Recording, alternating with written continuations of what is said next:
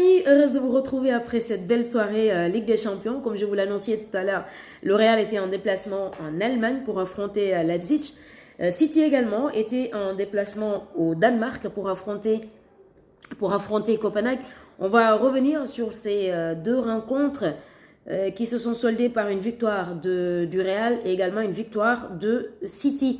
Juste avant de commencer la vidéo, s'il te plaît, si tu n'es pas encore abonné au compte Les Acrofoot, je t'invite à le faire. Le lien se trouve juste dans ma bio pour aller également vous abonner sur la chaîne YouTube Les Acrofoot, les gars. Et je commence toujours par dire Free Sénégal, Free Congo. J'espère vraiment que les deux peuples vaincront, Inch'Allah. Commencer ce débrief par cette information qui vient de paraître de la sélection équato-guinéenne qui vient de publier un communiqué pour mettre tout simplement au courant l'opinion publique que les joueurs Emilio Nsue, je vous rappelle, c'est le meilleur buteur de la CAN avec 5 réalisations, et Edu Salvador sont exclus de la Guinée équatoriale dès à présent jusqu'à nouvel ordre. Plusieurs épisodes d'indiscipline et un incident désagréable conduisant à l'intervention de la police ivoirienne durant la CAN leur sont reprochés. Donc notez que ces deux, est-ce que c'est des conséquences après la CAN? Whatever, on ne sait pas. Mais en tout cas, c'est quand même un tout petit peu grave, les gars. On va commencer par ce match entre Leipzig et le Real. Pour moi, les deux équipes évoluent aujourd'hui en un 4-4-2. Alors, Leipzig qui nous propose un 4-2-2. Le Real également qui fait un 4-3-1-2. Ouais, un 4-3-1-2. Pour moi, c'est juste un 4-4-2 que les deux équipes ont proposé aujourd'hui. Alors, dès l'entame de jeu, on a vu que c'est deux équipes qui se méfient. Moi, c'est comme ça que je l'ai vu. Parce que tantôt, je disais, le Real ne joue pas. Tantôt, il y a quelqu'un à côté qui me dit, c'est Leipzig qui ne joue pas. Donc, pour moi, les deux équipes se méfiaient. Mais quand même, il y a à la deuxième minute de jeu, cette occasion, ce but de Sesco, un but de Leipzig qui a été refusé, que moi, je ne comprends toujours pas. Parce que je suis désolée, ami merengue, mais pour moi, ce but-là, quand on dit qu'il y a... Parce que tantôt, ils avaient dit que c'était... il était signalé hors-jeu. Alors, moi, je ne voyais pas d'hors-jeu parce qu'il y avait... je mettrai l'image en évidence, bien évidemment. Pour moi, il n'y avait pas d'hors-jeu parce que Sesco qui marque le but n'était pas hors-jeu parce qu'il était couvert par Rodrigo, tout simplement. Mais apparemment, il y avait un joueur de Leipzig qui était sur Lunin. Donc, il y avait une charge sur Lunin. Apparemment, c'est ce que la VAR a validé, comme quoi que c'était un coup franc, je sais pas, une faute. Donc, le but a été refusé. La première période, elle était un tout petit peu compliquée pour moi parce que, et moi, je me dis que c'est cette autodépendance que le Real a avec le joueur l'anglais Bellingham. Son absence s'est faite un tout petit peu sentir aujourd'hui dans le milieu parce que Bellingham, c'est quelqu'un qui est partout, qui a un volume de jeu extraordinaire. C'est vrai que Brahim Diaz, c'est un joueur également de très bonne qualité. C'est un très très très beau joueur, ballon au pied et tout, qui se projette très vite, qui est très offensif. Mais Bellingham, c'est autre chose.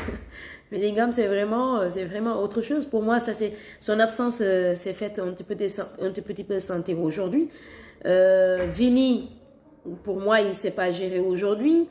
Il aurait pu quand même marquer un très très très joli but, mais il s'est pas... Bon, Rodrigo laisse tomber. Je me suis quand même réjoui quand j'ai vu le 11 de départ du Real avec Nacho. Je me suis dit, bon, comment le Real va jouer aujourd'hui? Alors que... Mais bon, le Real, c'est toujours le Real. Moi, je vous dis, c'est une équipe de bandits, je le dis et je le répète. Heureusement que Nacho revient aujourd'hui, mais même si Nacho n'était pas là, je pense qu'il n'allait pas être inquiet.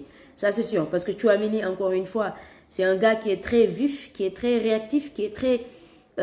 il fait que des interventions cliniques, les gars. C'est-à-dire que tout ce qu'il fait, c'est clean. Il ne va pas juste pour aller. Il va pas juste pour aller. Il peut récupérer un ballon, embêter un attaquant, de telle sorte à récupérer le ballon proprement. Donc même si ils n'ont pas les défenseurs centraux qui sont là, le Real pour moi n'est pas du tout inquiété. Carvajal qui faisait beaucoup de fautes également. Bon, Camavinga avec toujours ce volume de jeu. Donc pour moi la première période elle était un tout petit peu désorganisée de la part des deux équipes au niveau pour Leipzig également, c'est le même cas. Dani Olmo et Xavi Simons, pour moi, ce milieu, il était creux aujourd'hui. Il était vraiment creux de la part du côté des Allemands. Openda qui n'a pas pu casser les lignes comme il le fait très souvent, ou en tout cas percuter, parce qu'il a une vitesse également incroyable, mais il n'a pas pu quand même inquiéter cette défense aujourd'hui costaud du Real de Madrid, surtout avec Camavinga qui dans ses interventions également est très très très propre. À partir de la deuxième période, à la 48e minute de jeu, le génie Brahim Diaz, c'est vraiment... Et à chaque fois qu'il marque un but, pour moi, c'est rare où on lui passe un ballon.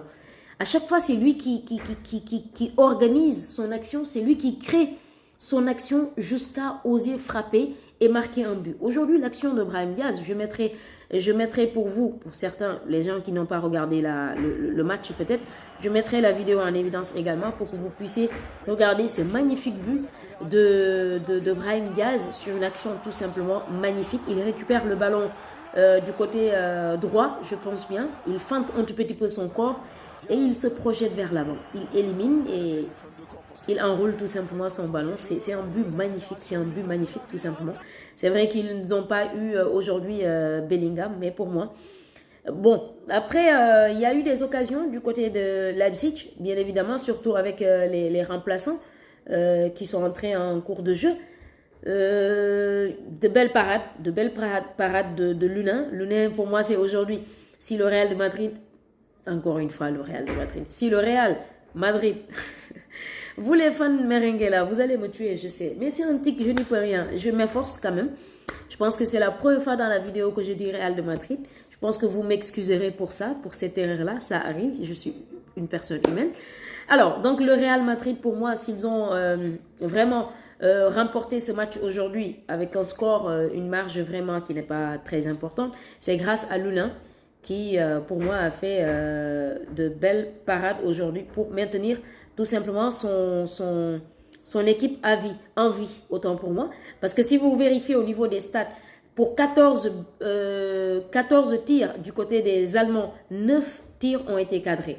Vous voyez. Et du côté du Real, ils ont eu 15 tirs, dont 3 cadrés et un seul but, les gars. Donc vous voyez qu'il y avait quand même une nette domination également du côté offensif, du côté des Allemands, très sincèrement. Donc victoire sur le score de 1-0. Tout n'est pas encore joué. Hein? Tout n'est pas encore joué. Le match retour, pour moi, il sera vraiment décisif à Santiago Bernabéu. Bon, de toute façon, moi, je ne m'inquiète pas pour le Real. Le Real, c'est le Real. Vous êtes des bandits. Ça, on n'en disconvient même pas. Alors, l'autre affiche de la soirée, c'était le match entre donc, Copenhague et City. City qui a donc remporté ce duel sur le score de 3-1, avec des buts notamment de le grand Kevin De Bruyne qui a ouvert le score à la 10e minute de jeu. Le grand Kevin De Bruyne, depuis qu'il est revenu de blessure, il est en feu. Je pense qu'il est à 7 matchs, 2 buts, 6 passes décisives, si je ne me trompe. Donc aujourd'hui, il marque, c'est lui qui ouvrait le score. Sur une action à la 34e minute de jeu, sur une mauvaise sortie de Ederson, Magnus Madsson, voilà, marque le but égalisateur. Et Bernardo Silva, il est extraordinaire ce gars. Je ne sais même pas comment il a mis cet extérieur du pied pour tromper le gardien danois. Non mais c'est extraordinaire, vraiment. Il a marqué un très très très joli but juste avant la fin de la première période.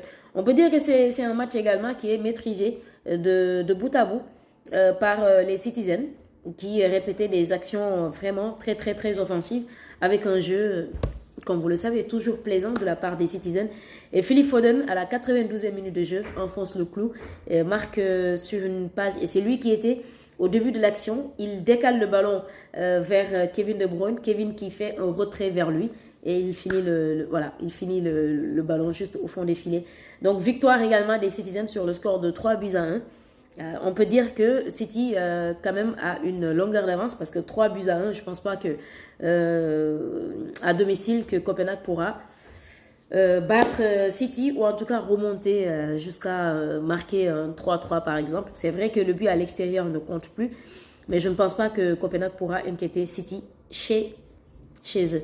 C'est impossible pour moi. Donc, c'était tout pour aujourd'hui, les gars. Je vous retrouve demain pour